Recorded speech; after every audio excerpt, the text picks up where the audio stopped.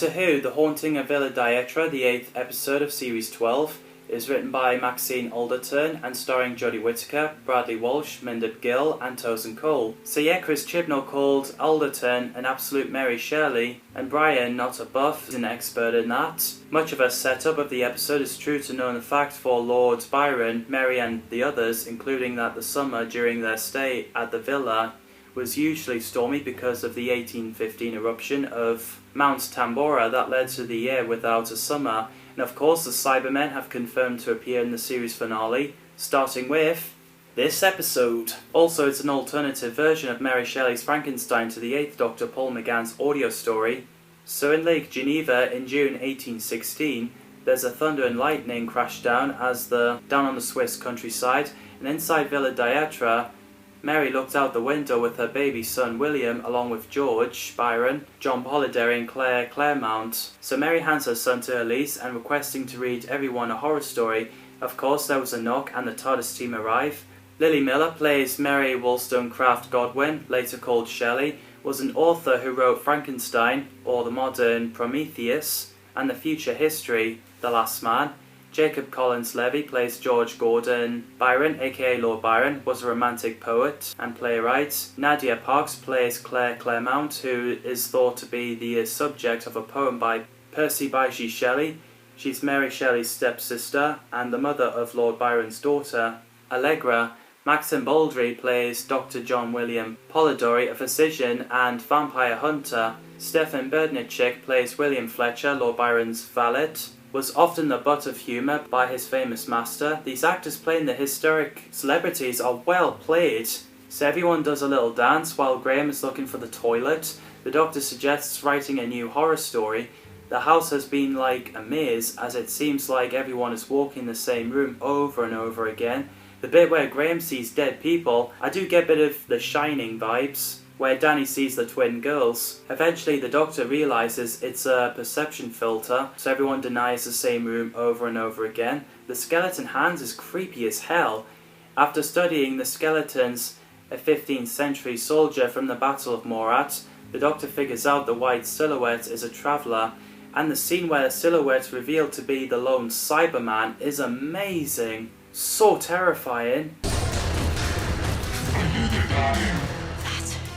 Is a lone Cyberman. So intense, and you hate to be in that situation.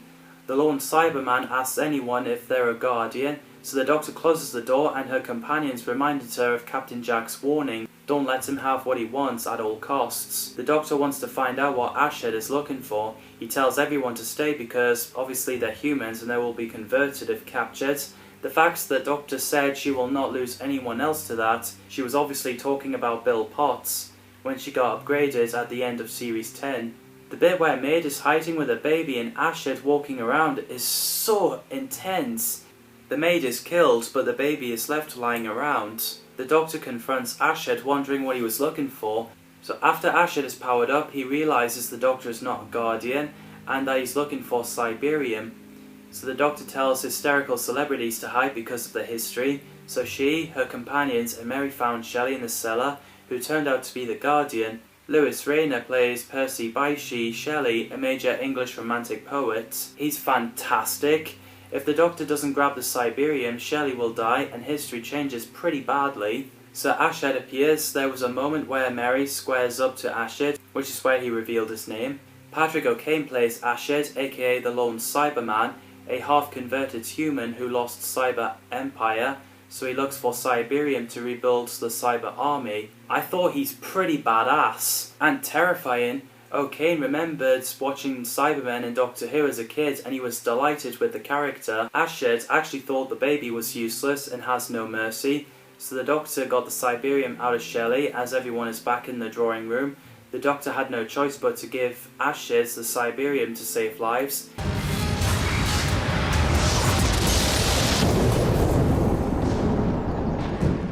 Which means she'll have to fix the mess that she made. After everyone says their goodbyes, the Doctor has a coordinates written by Shelley, and she wanted to drop her companions back home, but they chose to tag along. The music and setup is giving me the goosebumps and excitement for the next episode. Byron reads his poem, Darkness, to us, The winds were withered in the stagnant air, and the clouds perish. Darkness had no need of aid from them. She was the universe, which is interesting. Pretty scary episode. I like it. Okay, literacy references time. So early in the episode, Byron and the Doctor exchanged lines of the verse from Byron's short lyrical poem She Walks in Beauty, written in 1814, and shortly after that he said his long narrative poem Childe Harold's Pilgrimage, which was released in installments between 1812 and 1818. Later on, Ashard quotes parts of Shelley's long poem Queen Mab, which was published in 1813. In the end, Byron reads the conclusion from his own poem Darkness, which he composed in July 1816. Also, Mary Shelley describes Ashard as a modern Prometheus, the alternate title for her novel Frankenstein, which is cool. What did you think of this episode? Let me know your thoughts in the comments down below. Thanks for watching, and I'll see you in the next video.